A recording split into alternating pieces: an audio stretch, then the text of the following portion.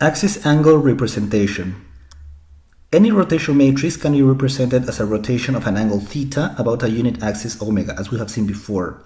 And as I said before, axis angle representation is directly related to exponential coordinates, because in exponential coordinates you also use an unit axis and an angle. But in this case we are not representing it as a rotation matrix, but rather as separate terms. The problem here is what axis and angle are associated with a rotation matrix R, where these R, each of the elements of this R are numbers. So the solution in this case consists in using first the Rodrigues formula. If we use the Rodrigues formula, we have to expand all the terms. So we have to expand this term. If we expand, we get this element, this matrix, where C is the cosine, S is the sine, and V is 1 minus the cosine. Now we have to compare terms. For example, R12 is equal to this element, R12 is equal to this element.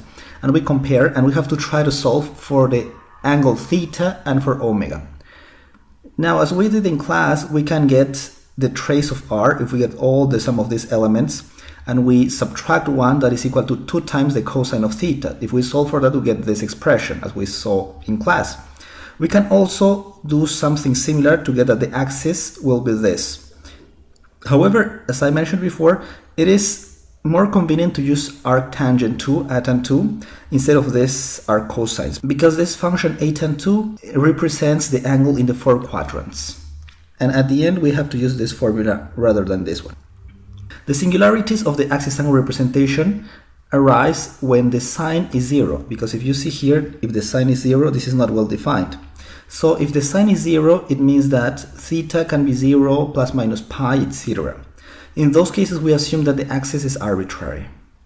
Some remarks are that the axis angle representation is not unique. So it's the same to rotate an angle theta about an axis omega than to rotate an angle minus theta about an axis minus omega. Now, how many values does the axis angle representation use? Well, we have 3 values for omega and 1 value for theta, so apparently there are 4 parameters. But in reality, we have another constraint because we are using unit vectors. So we have 4 parameters minus 1 constraint. At the end, we'll have just 3 parameters. So we express everything like this. Because if we do this, then we can obtain the angle very easily just by the modulo of this vector, because the axis is unit. And then the unit axis will be just r divided by this r, the modulo of r. So this only uses 3 values and it is a minimal representation. Now let's see an example. We want to compute the axis and angle equivalent to this rotational matrix. We have to use the expression obtained before. So we have this whole root square here, and we have 2 options, plus or minus. Let's go first with the plus. We get this expression. And if we use this positive root, we get that the angle theta will be 30 degrees. You can just plug this and use a calculator, MATLAB or Octave or Python to solve this.